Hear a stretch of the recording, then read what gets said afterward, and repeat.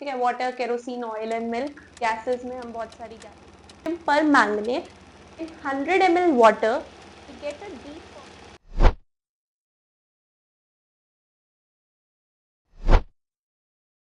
ये मैटर है जो हमारी सराउंडिंग्स में एग्जिस्ट कर रहा है, it is existing everywhere.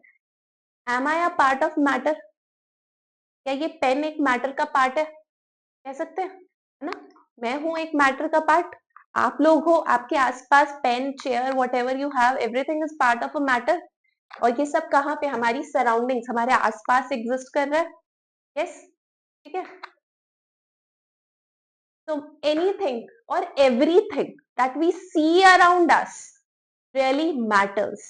Yes, everything or anything that we are able to see around us, जो हमारे चारों तरफ है, वो सब मैटर करता है हमारी जिंदगी में, इसीलिए वो है मैटर।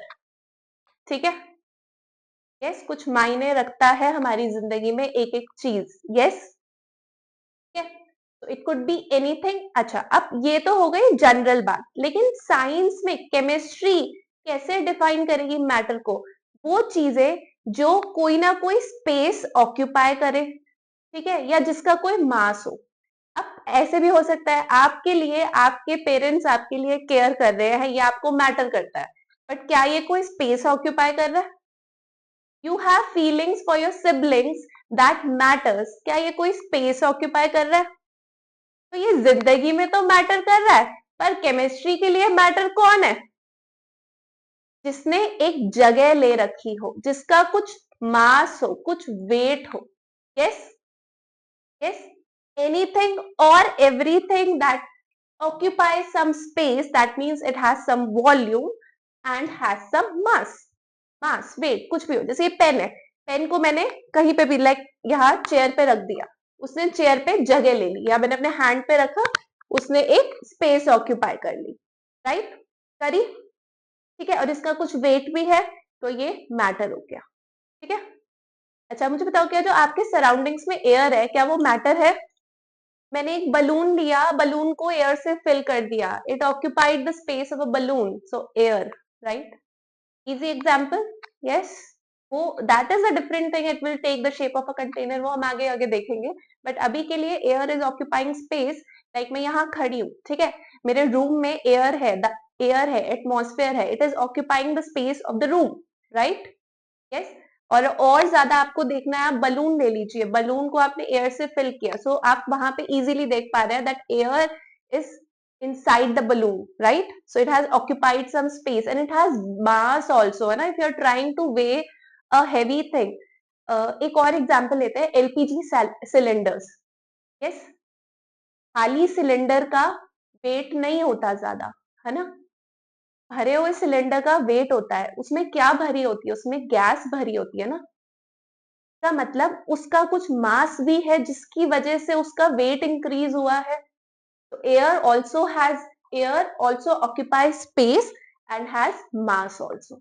ठीक है, कि लिक्विड का तो हम मास इजीली समझ लेते हैं, सॉलिड का भी समझ लेते हैं, सॉलिड दिख रहा है, उसका वेट भी समझ आ रहा है, लिक्विड का भी समझ आ जाता है ना, 2 लीटर 3 लीटर। एयर का समझ कैसे आएगा? तो ऐसे एग्जाम्पल्स हम देख सकते हैं। क्या? फाइन, आगे चले। ओके, अब मैटर, सॉलिड, लिक्विड, गैस, ये तो चीज हम I guess from class 5th और 6th we are studying all this, है ना? The 3 states of matter, solid, liquid and gas, right?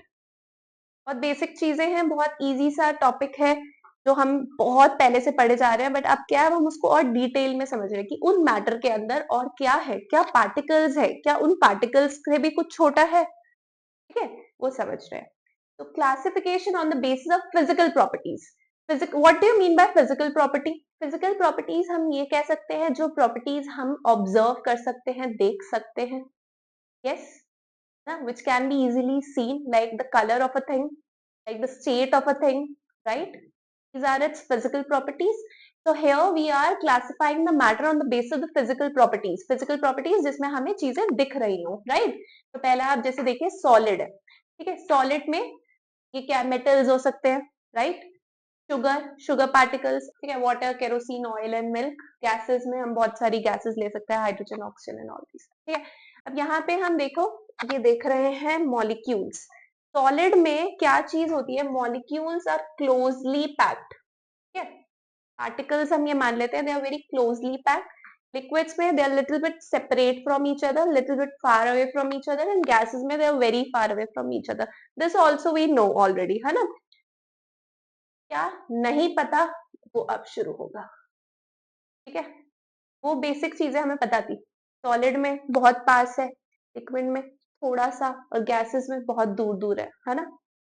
सही है, ठीक है। अब क्या चीज हमें इस मैटर के बारे में समझनी है वो देखते हैं। तो physical nature of matter means physical properties जो हम मैटर की डिस्कस करते हैं, जिन फिजिकल प्रॉपर्टीज के बेसिस पे हमने क्लासिफाई किया है, वो फिजिकल नेचर आता कहां से, let us understand. First thing क्या कहता है, जो आपका मैटर है, it is made up of very very tiny particles. बहुत छोटे छोटे पार्टिकल्स से बना हुआ है मैटर, चाहे वो सॉलिड हो, चाहे वो लिक्विड हो, चाहे गैस हो, ठीक है। जो पार्टिकल साइज रहेगा that is very small, it's in nanometres. Nanometres is like 10⁻⁻⁹ metres की रेंज, ठीक है, उससे भी छोटा है, ठीक है। इतना छोटा साइज है। अब एग्जाम में क्या करते हैं, मैं थोड़ा सा आपको एग्जाम पर्सपेक्टिव से भी बताऊंगी क्वेश्चन कैसे बन के आता है, ठीक है। कई बार क्या पूछते हैं, given evidence that matter is made up of tiny particles. Evidence मतलब आपको प्रूव करके बताना है थ्रू एक्सपेरिमेंट कि मैटर आपका बहुत छोटे छोटे पार्टिकल से बना है, ठीक है। तो वो कैसे, देखिए। अब आप क्या लीजिए, आप एक ग्लास ऑफ वाटर लो, ठीक है। पानी का ग्लास लिया, उसमें क्या मिलाया मैंने, सॉल्ट मिलाया, ठीक है। सॉल्ट उसमें घुल गया पूरा, और सॉल्ट मिलाया वो भी डिजोल्व हो गया, और सॉल्ट मिलाया वो भी डिजोल्व हो गया। क्या हो रहा है, क्या हो रहा है, क्या मतलब जो आपका सॉल्ट है वो फर्दर बहुत छोटे पार्टिकल का बना है, जो उसके अंदर जाके डिजोल्व होता जा रहा है। यस, क्या हो रहा है, आपने पानी लिया, उसमें सॉल्ट डाला, थोड़ी देर बाद आप क्या देख रहे हैं, सॉल्ट नहीं दिख रहा, डिजोल्व होता जा रहा है, फर्दर डिजोल्व होता जा रहा है, होता जा रहा है। तो क्यों हो रहा है, क्योंकि जो सॉल्ट के जो पार्टिकल्स है वो बहुत छोटे पार्टिकल से बने हुए हैं। मतलब जो आपको दिख रहा है ना, उसके अंदर भी they are made up of very very very tiny particles, जो उसके अंदर डिजोल्व हो जाते हैं, और पानी के जो पार्टिकल्स है उसके अंदर जाके फिक्स होते जा रहे हैं, राइट। मीन्स पानी के जो पार्टिकल्स है उसमें भी कुछ स्पेसेस है, उसके अंदर सॉल्ट के पार्टिकल्स फिक्स होते जा रहे हैं, which shows both your water and your salt are made up of very very tiny particles। बहुत छोटे छोटे पार्टिकल का बना हुआ है, समझे आप, क्या क्या कंक्लूड किया हमने, जो भी एक भी क्रिस्टल जो है सॉल्ट का, वो बहुत ही छोटे पार्टिकल का बना है। बहुत इजी है, बहुत बेसिक सी चीज है। क्या पूछ रहा है आपसे, क्या आपका मैटर मैटर जो है वो एज इट इज है, जैसे मैं आपसे पूछूं क्या मैटर जैसे एग्जिस्ट कर रहा है वो वैसा ही है, नहीं नहीं, वो वैसा नहीं है, वो अपने अंदर बहुत छोटे छोटे पार्टिकल्स का बना हुआ है। ये मैं कैसे प्रूव कर पा रही हूँ, जो मुझे नमक का छोटा सा टुकड़ा दिख रहा था, वो जब मैंने पानी में डाला तो वो पूरा उस पर डिजोल्व हो गया, वो दिख ही नहीं रहा।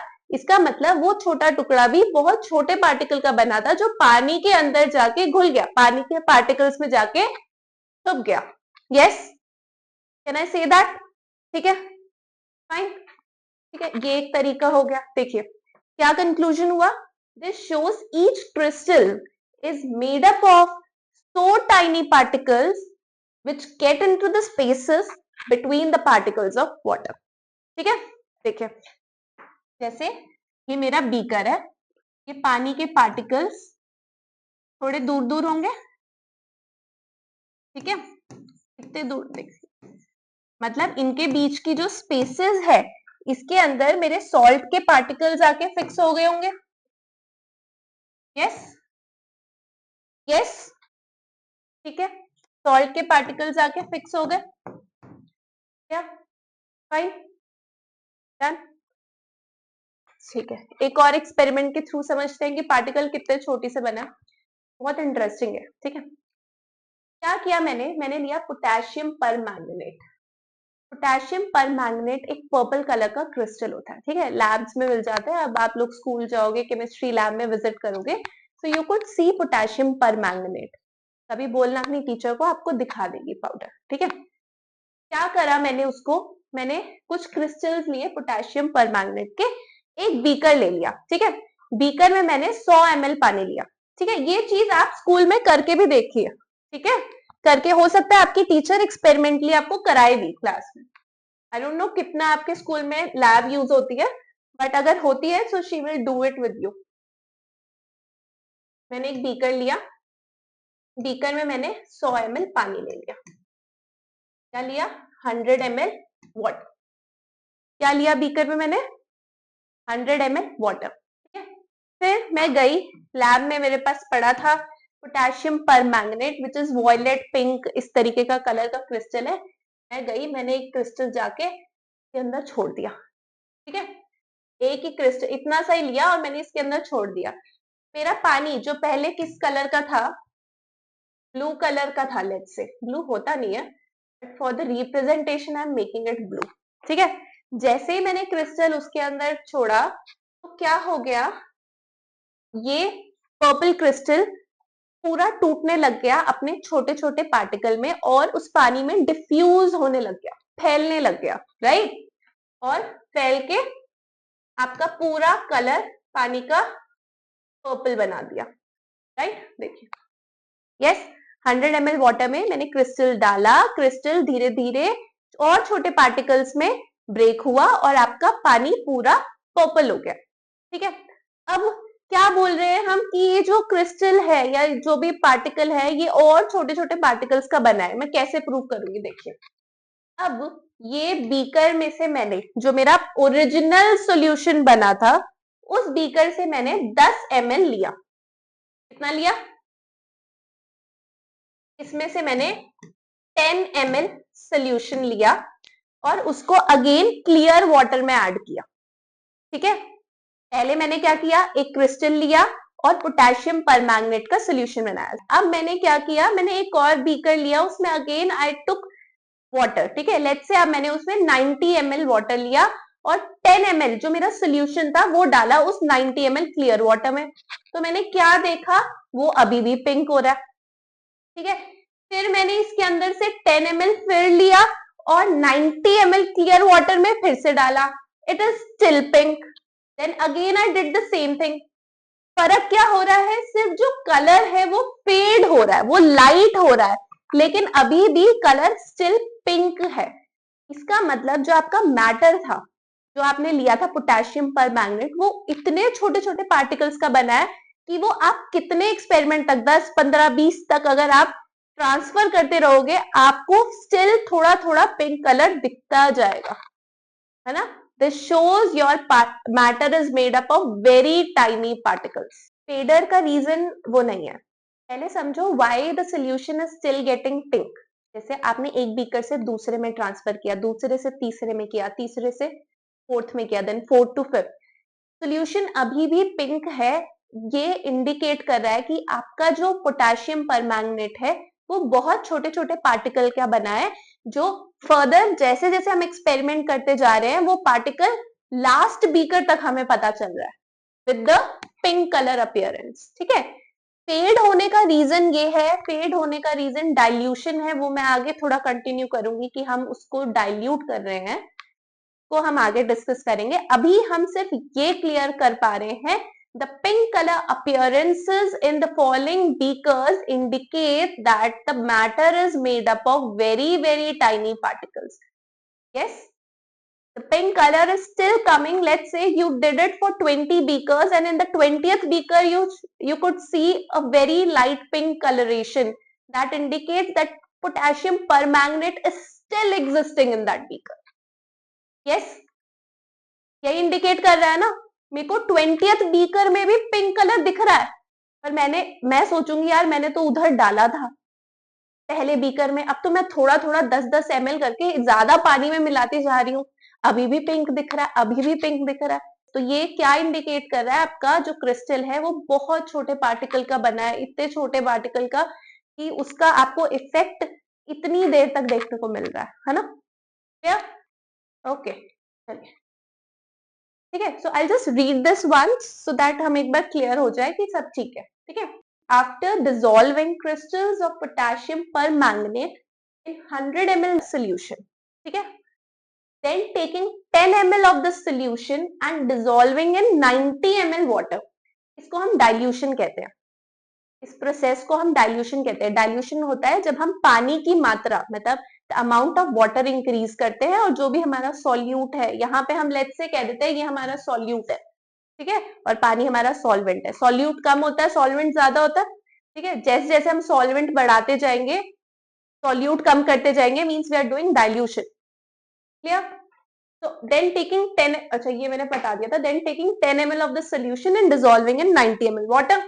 Color of the solution becomes lighter. धीरे धीरे क्या हो रहा है, कलर लाइट हो रहा है अपने previous solution से.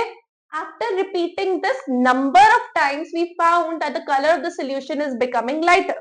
What is the conclusion? That each crystal is made up of millions of tiny particles. यही बताया था मैंने आपको। हर क्रिस्टल किसका बना है?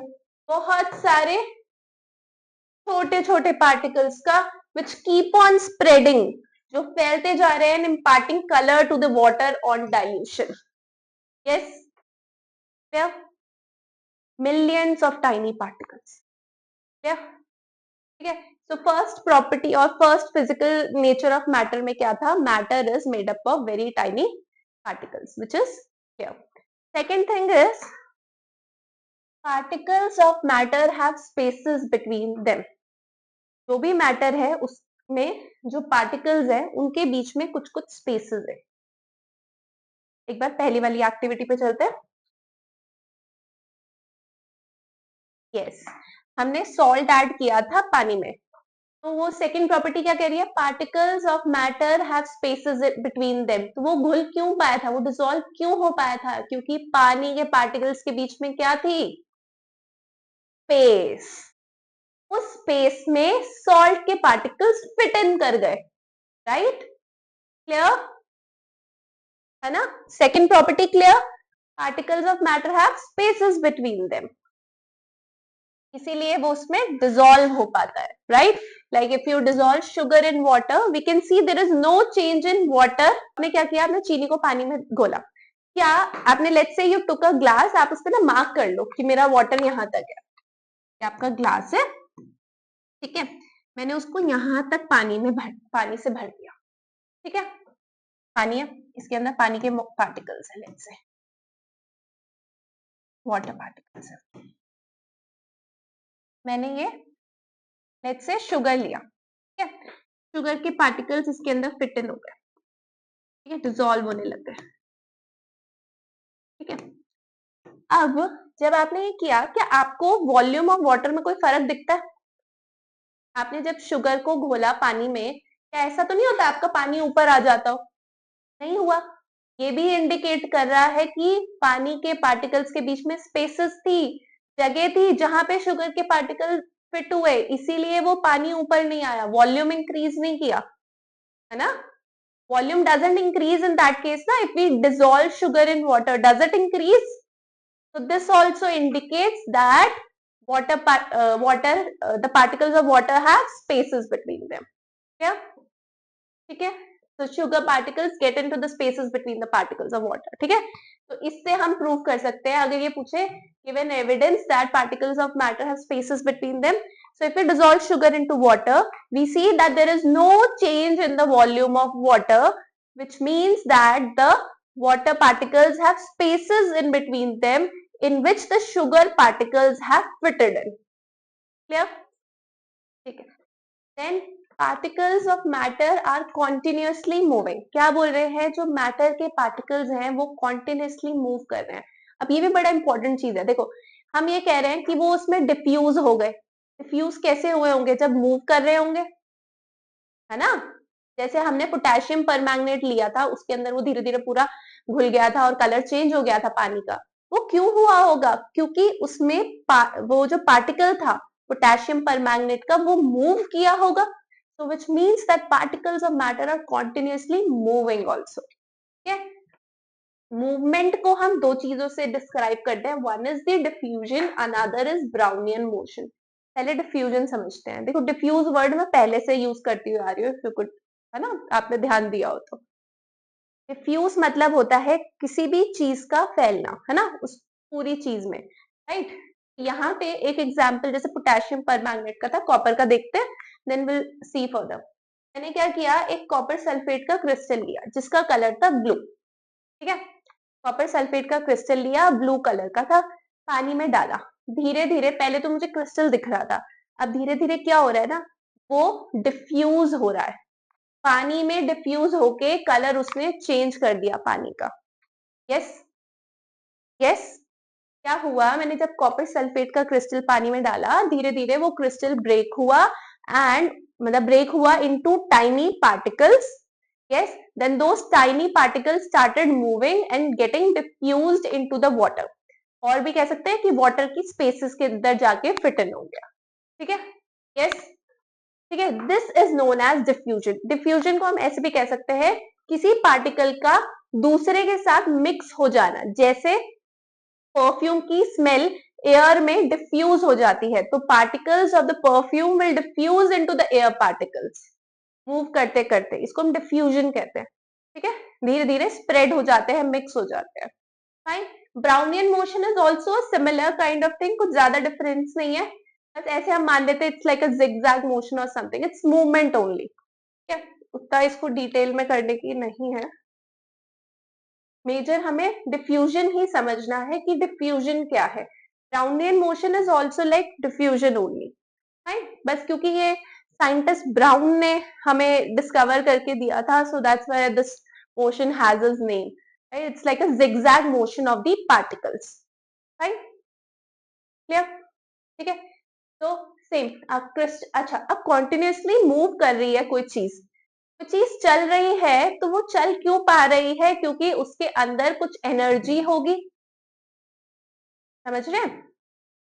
आप लोग मूव करते हो, ठीक है, एक जगह से, so you use some energy move from one place to another.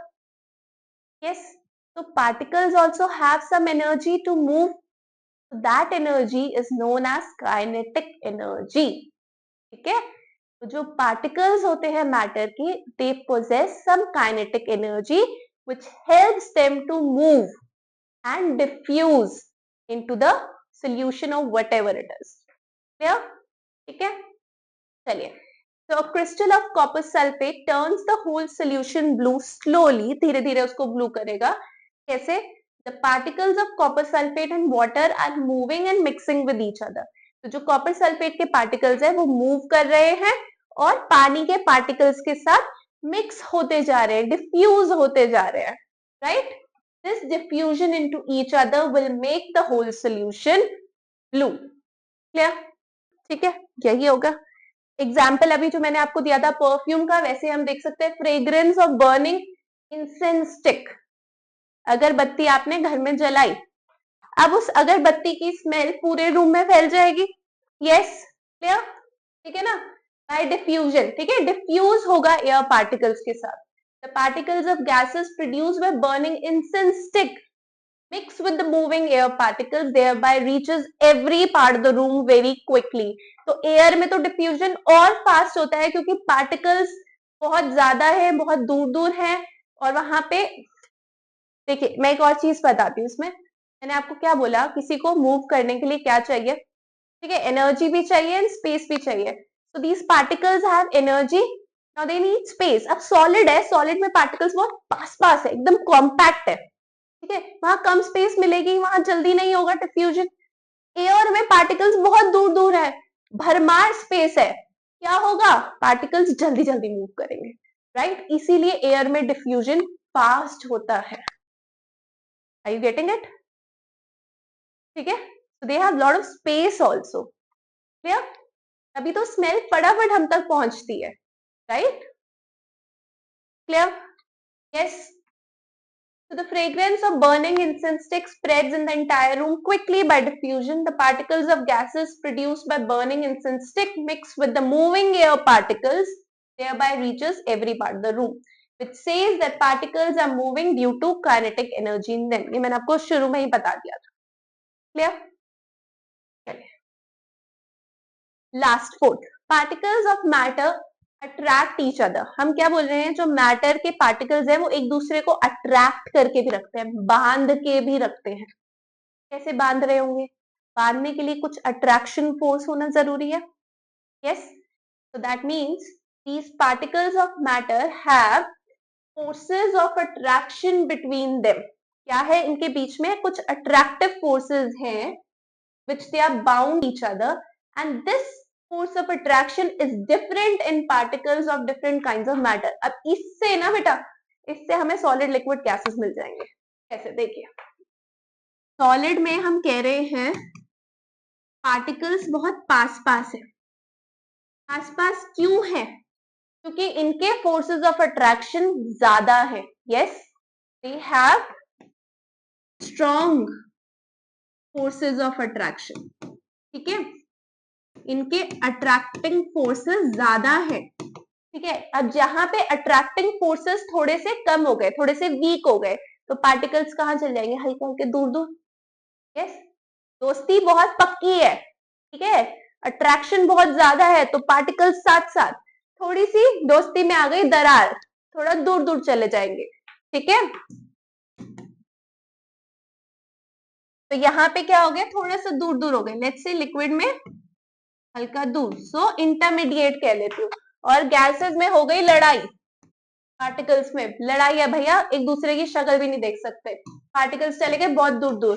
Week forces of attraction. Clear?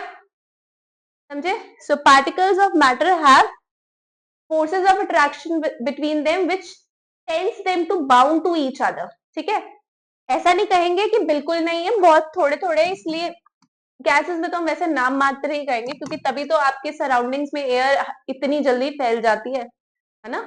Air के पार्टिकल्स तभी तो इतनी दूर दूर चले जाते हैं. यस, तो देखिए, it is easier to break a chalk than an iron nail. अब ये दोनों सॉलिड है, चॉक भी सॉलिड है, आयरन का मतलब जो आपका कील है आयरन का, वो भी क्या है? सॉलिड है.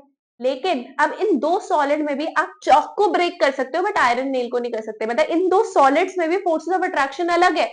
आयरन नेल के जो पार्टिकल्स है, आयरन के जो पार्टिकल्स है, उनके बीच में इतना स्ट्रॉन्ग फोर्स ऑफ अट्रैक्शन है कि आप हाथ से कितना भी तोड़ने की कोशिश कर दो, आप नहीं तोड़ सकते हो. लेकिन जो चॉक के पार्टिकल्स है, उनके बीच में कुछ कुछ स्पेसेस रह गई होंगी. दो वो सॉलिड दिख रहा है आपको, but there must be some spaces, their forces are weaker, that is why you're able to break the chalk. समझे? क्या easy है ना? So this is because the forces of attraction between the particles of chalk are weaker than that of iron. Fine. Solids में ही हम ज्यादा forces of attraction के बारे में बात करते हैं, लिक्विड्स और गैसेस में हम उतना नहीं करते इसके बारे में बात. इसी पे ही ज्यादा क्वेश्चन आता है. ठीक है, ठीक है, तो आज यहीं पे खत्म करते हैं. फाइन, ठीक है, ओके देन, बाय बाय.